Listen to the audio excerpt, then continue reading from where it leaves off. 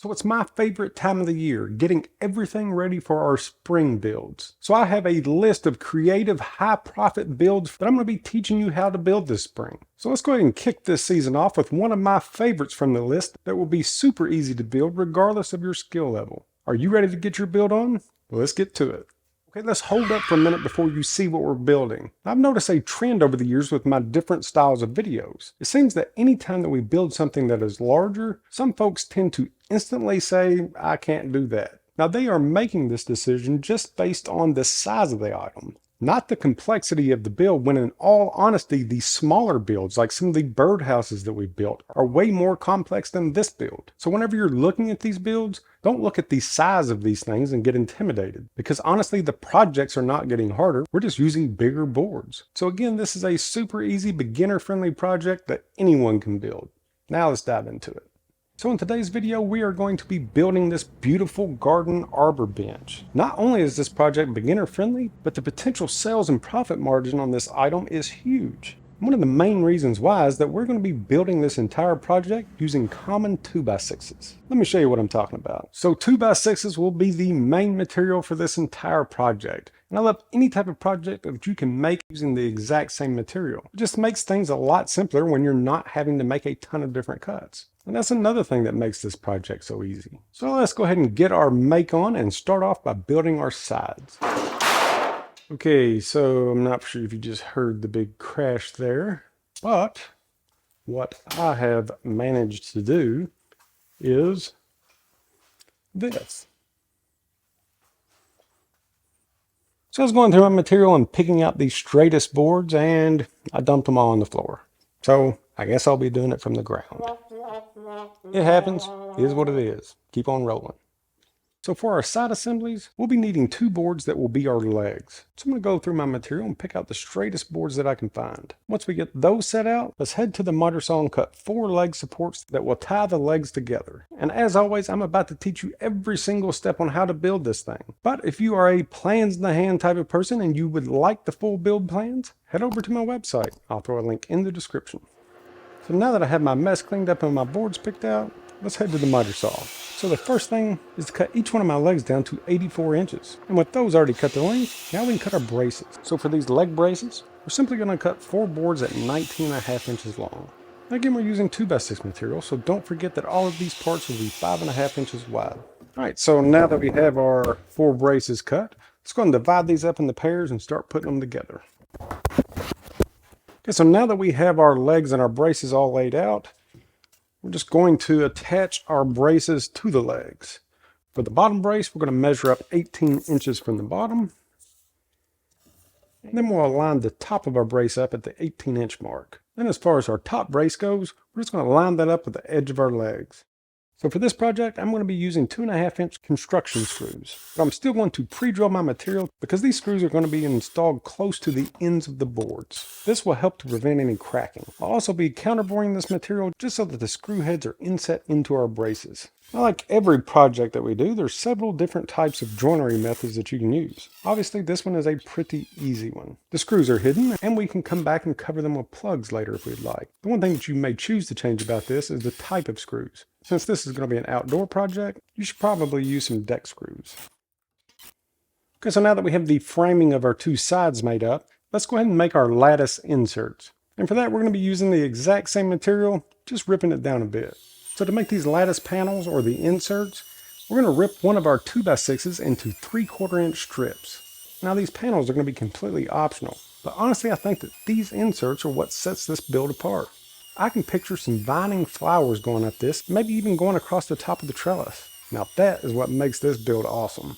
Now with our 3/4 by 1.5 inch strips, let's go ahead and cut these down to size. So we're going to start this off by building our frame. For each one of our panels, we'll be needing 2 boards that are 57 inches long and 2 top boards that are 16.5 inches long. Right, so now with our frame parts cut, let's go ahead and put these together and then we can start installing our lattice. So for this lattice assembly, there's a couple of different ways that you can do this. You can do like I'm doing and use wood glue with crown staples or brad nails, or you could use smaller screws and actually screw in all of these parts. Again, that's completely up to you. But for the tops and bottoms, we're just taking our shorter board and then attaching it to the ends of our 2 long boards. All right, so now that we have the frame put together, let's go ahead and install the lattice. So we're going to be making our own lattice, or if you wanted to buy some wooden or plastic lattice from the store, go for it. Okay, so I know what you may be thinking. We're going to be making our own lattice design? Yeah, it's actually really easy. The only thing that we're going to need is to cut some 45-degree angles. And since we're making this out of 3/4 inch material, each one of our pieces will actually sit down into our frame. You'll see what I'm talking about here in a minute. But for the lattice boards themselves, we'll be needing 6 per side, so 12 total.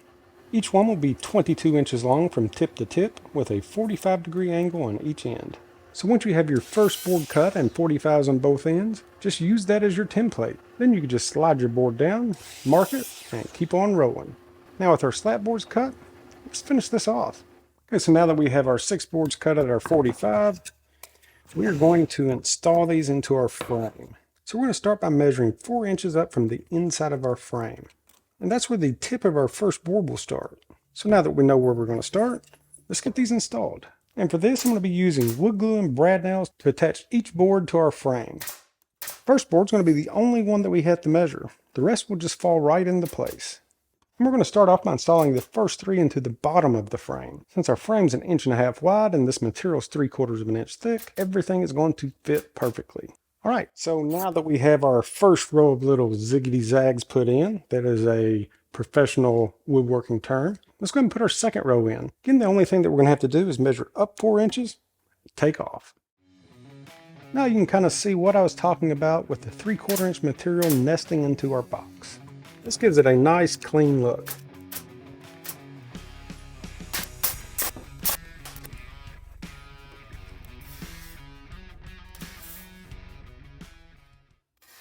So we have our first side made. Now let's do one more and we'll put all this stuff together. Okay, so now that we have our 2 lattice panels made up, let's go ahead and get these installed into our sides. To install our panels, I'm going to lay out the leg assemblies with the boards facing up. This will be the outside of our legs.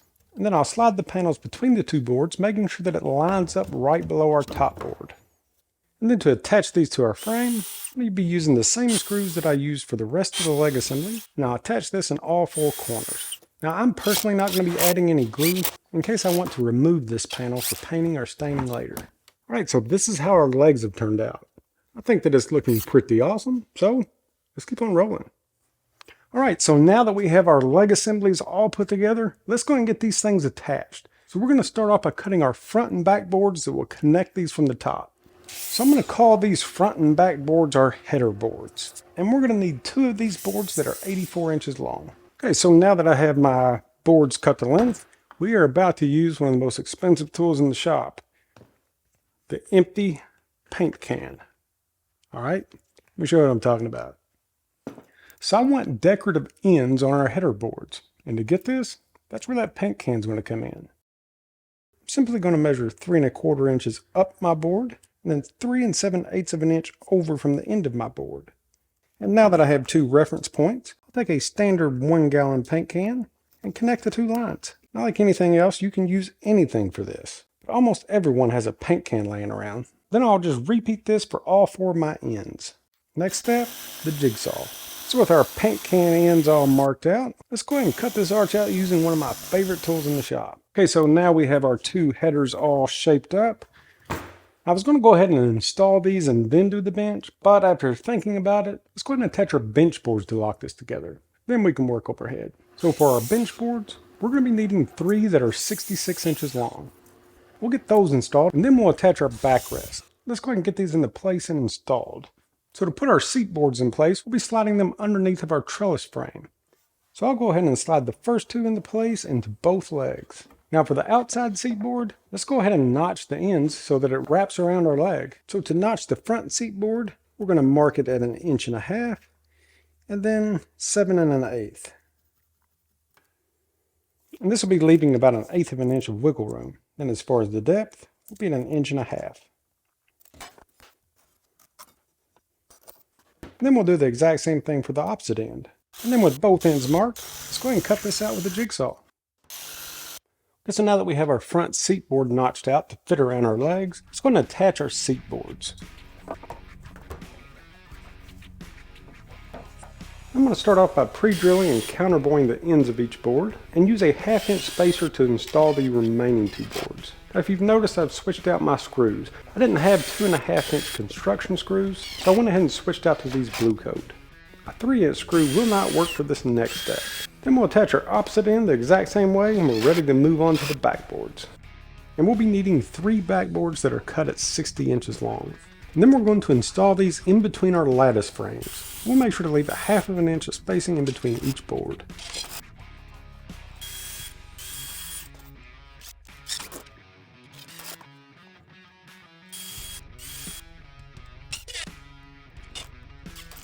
Alright, so now with our backboards on, everything is coming together. One thing left to do, and that's to put on these top boards, and we're done.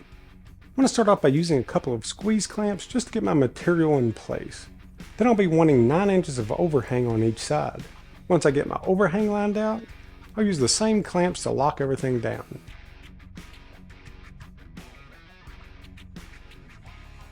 Now we just need to attach these headers to our legs. Now again, there's a couple of different ways that you can do this. You can keep using screws, but I really want to lock everything into place. So I'll be using 2 3.5 inch carriage bolts on each of our corners.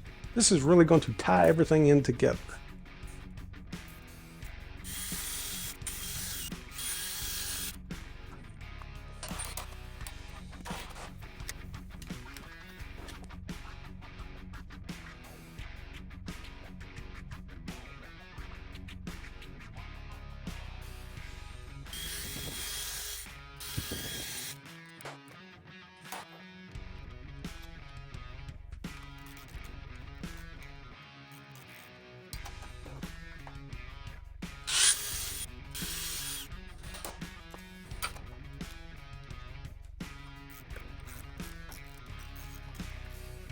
Alright, so now that we have this up, one last thing to do, and that's going to be to install our top trellis boards. This final step will really set this top off.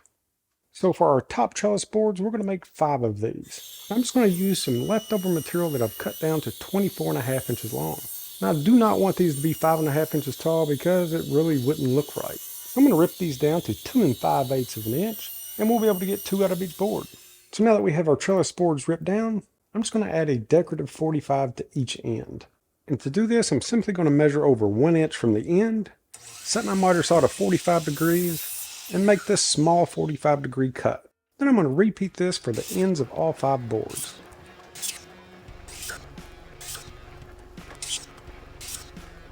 Now that our trellis boards are shaping up, let's go ahead and pre-drill some holes for our install. I'm going to measure over 1 3/4 inches from each end, but doing all 5 at once just makes things quicker. Then once we have this position marked, I'm going to counterbore 1 inch deep from the top of each board. And for this, I've just taken a 3/4 inch drill bit and marked 1 inch with painter's tape. And then we'll repeat this for both sides. This is going to allow us to use 3-inch screws to attach these from the top. Now that everything is counterbored, let's get these installed. And to install these, we're just going to be putting 1 on each end, and then we'll be using equal spacing in between. Alright, so check this out. This thing is pretty awesome, especially for being made just out of common building material. So you just saw how easy that this thing was to build. So if you would like something like this, or if you would just like to try building something like this, what's your excuse? This is an awesome build that anyone can do regardless of skill level. And just think of all of the different things that we could add to this to make it even better. The possibilities for this thing are endless. But you know what you have to do. You have to take that first step, and that is to get up, get out, and get your make on. Till next time, we'll see you.